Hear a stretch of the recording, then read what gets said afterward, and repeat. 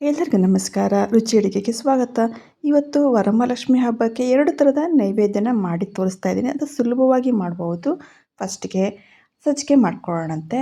ಸಜ್ಜಿಗೆ ಮಾಡ್ಕೊಳ್ಳೋದಕ್ಕೆ ಒಂದು ಪಾತ್ರೆಗೆ 2 ಕಪ್ಪಷ್ಟು ನೀರನ್ನ ಹಾಕ್ತಾ ಇದ್ದೀನಿ. 1 ಕಪ್ಪಷ್ಟು ಹಾಲು. ಇವಾಗ ಇದನ್ನು ಬಿಸಿ ಆಗೋದಕ್ಕೆ ಬಿಟ್ಬಿಡೋಣಂತೆ.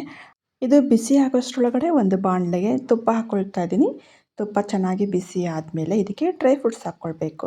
ನಿಮಗೆ ಯಾವ್ದು ಡ್ರೈ ಫ್ರೂಟ್ಸ್ ಇಷ್ಟ ಆಗುತ್ತೋ ಆ ಡ್ರೈ ಫ್ರೂಟ್ಸ್ ಎಲ್ಲ ಹಾಕ್ಕೊಂಡು ಮಾಡ್ಕೊಳ್ಬೋದು. ಚೆನ್ನಾಗಿ ಫ್ರೈ ಆಗಿದೆ. ಇದು ತೆಕ್ಕೊಂಬಿಡೋಣ ಒಂದು ಪ್ಲೇಟಿಗೆ. ಇವಾಗ ಇದೇ ಬಾಣಲೆಗೆ 1 ಕಪ್ಪಷ್ಟು ಚಿರೋಟಿ ರವೆ ಹಾಕ್ಕೊಳ್ತಾ ಇದ್ದೀನಿ. ಸಣ್ಣದಾಗಿರುತ್ತಲ್ಲ ಆ ರವೆ.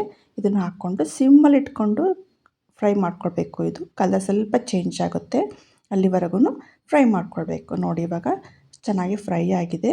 ಇವಾಗ ಇದಕ್ಕೆ ನಾವು ಬಿಸಿ ಇಟ್ಟಿದ್ವಲ್ಲ ಹಾಲು ಮತ್ತು ನೀರು, ಅದನ್ನು ಹಾಕ್ಕೊಳ್ಬೇಕು. ಇದಕ್ಕೆ ತಣ್ಣನೆ ಹಾಲು ಅಥವಾ ತಣ್ಣನೆ ನೀರನ್ನು ಹಾಕ್ಕೊಳ್ಬಾರ್ದು. ಇದೇ ರೀತಿ ಬಿಸಿ ಬಿಸಿ ನೀರನ್ನೇ ಹಾಕ್ಕೊಳ್ಬೇಕು ಅಥವಾ ಹಾಲು ಹಾಕ್ಕೊಳ್ಬೇಕು. ಕೆಲವರು ಹಾಲಲ್ಲೇ ಮಾಡ್ತಾರೆ. 2 ಸೇರಿಸಿ ಮಾಡಿದ್ರೂ ಕೂಡ ಚೆನ್ನಾಗೇ ಬರುತ್ತೆ.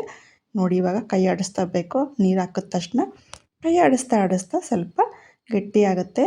ರವೆ ಬೇಯ್ತಾ ಬರ್ತಾ ಇದೆ. ಇವಾಗ ಇದಕ್ಕೆ ಸಕ್ಕರೆನ ಸೇರಿಸ್ಕೊಳ್ಬೇಕು. 1 ಕಪ್ಪಷ್ಟು ರವೆಗೆ 1 ಕಪ್ಪಷ್ಟು ಸಕ್ಕರೆ ಹಾಕ್ಕೊಳ್ತಾ ಇದ್ದೀನಿ. ಸಿಹಿ ಜಾಸ್ತಿ ಇಷ್ಟಪಡೋರಾದರೆ ಇನ್ನೊಂದು ಅರ್ಧ ಕಪ್ಪು ಹಾಕ್ಕೊಳ್ಳಿ. ಇವಾಗ ಡ್ರೈ ಫ್ರೂಟ್ಸು ಮತ್ತು ಇನ್ನೊಂದು ಸ್ವಲ್ಪ ತುಪ್ಪ ಹಾಕಿ ಚೆನ್ನಾಗಿ ಕಲಿಸ್ಕೊಳ್ಬೇಕು. ಇದನ್ನು ಎಲ್ಲ ಮಿಕ್ಸ್ ಆಗಬೇಕು ಸಕ್ಕರೆ ಎಲ್ಲ. ಸಜ್ಜಿಗೆ ತುಂಬಾ ಬೇಗನೆ ಆಗುವಂಥ ಒಂದು ನೈವೇದ್ಯ.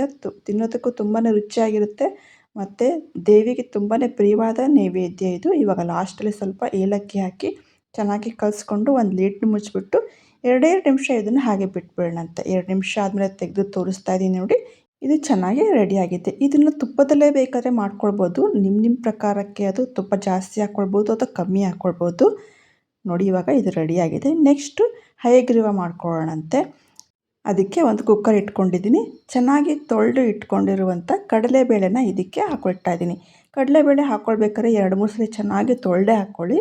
ಇವಾಗ ಇದಕ್ಕೆ ಒಂದು ದೊಡ್ಡ ಗ್ಲಾಸಲ್ಲಿ ನೀರನ್ನ ಹಾಕ್ತಾಯಿದ್ದೀನಿ. ಬೇಳೆನ ಈ ಗ್ಲಾಸಲ್ಲಿ ತೊಗೊಂಡಿದ್ದೆ ನಾನು. 1ಕ್ಕೆ 2ರಂತೆ ನೀರನ್ನ ಸೇರಿಸ್ತಾ ಇದ್ದೀನಿ. ಇವಾಗ ಕುಕ್ಕರ್ ಲಿಡ್ನ ಮುಚ್ಚಿಬಿಟ್ಟು 7 ಸೀಟಿ ಹೊಡೆಸ್ಬೇಕು. ಸಾಫ್ಟಾಗಿ ಬೇಯಬೇಕು ಬೇಳೆ. ಇವಾಗ ನೋಡಿ ತೆಗೆದು ತೋರಿಸ್ತಾ ಇದ್ದೀನಿ. ಬೇಳೆ ಚೆನ್ನಾಗಿ ಬೆಂದಿದೆ. ಇದನ್ನು ಸ್ವಲ್ಪ ಹೀಗೆ ಸೌಟಲ್ಲೇ ಸ್ವಲ್ಪ ಮೆತ್ತಗೆ ಮಾಡ್ಕೊಳ್ಳೋಣ. ತುಂಬ ಬೇಡ, ಸ್ವಲ್ಪ ಬೇಳೆನೂ ಇರಬೇಕು, ಸ್ವಲ್ಪ ಸಾಫ್ಟಾಗೂ ಇರಬೇಕು. ನೋಡಿ ಇಷ್ಟಾದರೆ ಸಾಕು. ಕಡಲೆಬೇಳೆನ ನೆನೆಸ್ಕೊಂಡು ಬೇಯಿಸ್ಕೊಳ್ಬೇಕು ಅಂತ ಏನೂ ಇಲ್ಲ, ಹಾಗೇನೂ ಬೇಯಿಸ್ಕೊಳ್ಬೋದು, ಚೆನ್ನಾಗೇ ಬರುತ್ತೆ. ಇವಾಗ ಇದಾಗಿದೆ. ನೆಕ್ಸ್ಟು ಒಂದು ಪಾತ್ರೆ ತೊಗೊಂಡು ಬೆಂದಿರೋ ಕಡಲೆಬೇಳೆನೆಲ್ಲ ಇದಕ್ಕೆ ಹಾಕ್ಕೊಂಬಿಡೋಣಂತೆ. ಇದು ತುಂಬ ನೀರಾಗಿ ಇರೋದಿಲ್ಲ, ಸ್ವಲ್ಪ ಗಟ್ಟಿ ಬರುತ್ತೆ ಹಯಗ್ರೀವ ಅಂದರೆ. ಹಾಗಾಗಿ ನಾನು ಸ್ವಲ್ಪ ನೀರು ಹಾಕ್ಕೊಂಡು ಬೇಯಿಸ್ಕೊಂಡಿದ್ದೀನಿ. ಇವಾಗ ಇದಕ್ಕೆ ಕರಗಿಸಿರೋ ಬೆಲ್ಲನ ಹಾಕ್ತಾಯಿದ್ದೀನಿ ಸೋಸ್ಕೊಂಡು. 1 ಕಪ್ ಬೇಳೆಗೆ 1 ಕಪ್ಪಷ್ಟು ಬೆಲ್ಲ ಹಾಕಿದ್ರೆ ಸಾಕಾಗತ್ತೆ. ಸಿಹಿ ಜಾಸ್ತಿ ಇಷ್ಟಪಡೋರಾದರೆ ಸ್ವಲ್ಪ ಬೆಲ್ಲನ ಜಾಸ್ತಿ ಹಾಕ್ಕೊಂಡ್ರೆ ಆಯಿತು. ಇವಾಗ ಚೆನ್ನಾಗಿ ಕಲಿಸ್ಕೊಂಡು ಇದನ್ನು ಮೀಡಿಯಮ್ ಫ್ಲೇಮಲ್ಲಿ ಇಟ್ಟು ಚೆನ್ನಾಗಿ ಕುದಿಯೋದಕ್ಕೆ ಬಿಟ್ಬಿಡಬೇಕು. ಚೆನ್ನಾಗಿ ಕುದಿ ಬರೋವಷ್ಟರೊಳಗಡೆ ಒಂದು ಒಗ್ಗರಣೆ ಬಾಣಲಿ ಇಟ್ಕೊಂಡು 1-2 ಸ್ಪೂನಷ್ಟು ತುಪ್ಪ ಹಾಕ್ತಾಯಿದ್ದೀನಿ. ತುಪ್ಪ ಚೆನ್ನಾಗಿ ಕಾದ್ಮೇಲೆ ಡ್ರೈ ಫ್ರೂಟ್ಸ್ ಹಾಕ್ತಾಯಿದ್ದೀನಿ. ಇದಕ್ಕೆ ಎಷ್ಟು ಡ್ರೈ ಫ್ರೂಟ್ಸ್ ನೀವು ಹಾಕ್ತೀರೋ ಅಷ್ಟು ಚೆನ್ನಾಗಿರುತ್ತೆ, ತುಂಬಾ ರುಚಿ ಕೊಡುತ್ತೆ. ಇವಾಗ ಚೆನ್ನಾಗಿ ಫ್ರೈ ಆದಮೇಲೆ ತುರಿದಿರುವಂಥ ಒಣ ಕೊಬ್ಬರಿ ಹಾಕ್ತಾಯಿದ್ದೀನಿ ನಾನು. ಬೇಕಿದ್ದರೆ ಇದಕ್ಕೆ ಹಸಿ ತೆಂಗಿನಕಾಯಿ ತುರಿನೂ ಹಾಕ್ಕೊಳ್ಬೋದು, ಅದು ಕೂಡ ಚೆನ್ನಾಗಿರುತ್ತೆ. ಆದರೆ ಒಣ ಕೊಬ್ಬರಿ ಹಾಕಿದ್ರೆ ಒಂಥರ ರುಚಿ ಇನ್ನೂ ತುಂಬ ಚೆನ್ನಾಗಿರುತ್ತೆ. ಹಾಗಾಗಿ ಒಣ ಕೊಬ್ಬರಿ ಹಾಕ್ಕೊಳ್ಳಿ. ಇದನ್ನು ಸ್ಟವ್ ಆಫ್ ಮಾಡಿದ್ಮೇಲೆ ಒಣ ಕೊಬ್ಬರಿ ಹಾಕ್ಕೊಳ್ಬೇಕು.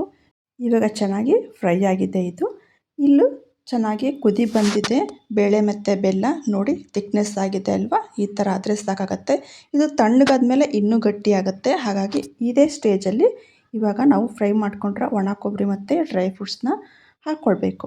ಹಾಕ್ಕೊಂಡು ಒಂದೇ 1 ನಿಮಿಷ ಚೆನ್ನಾಗಿ ತಿರುಗಿಸ್ಕೊಳ್ಬೇಕು. ತುಂಬ ಹೊತ್ತೇನು ಬೇಡ, ಎಲ್ಲ ರೆಡಿಯಾಗಿ ಹೋಗಿದೆ.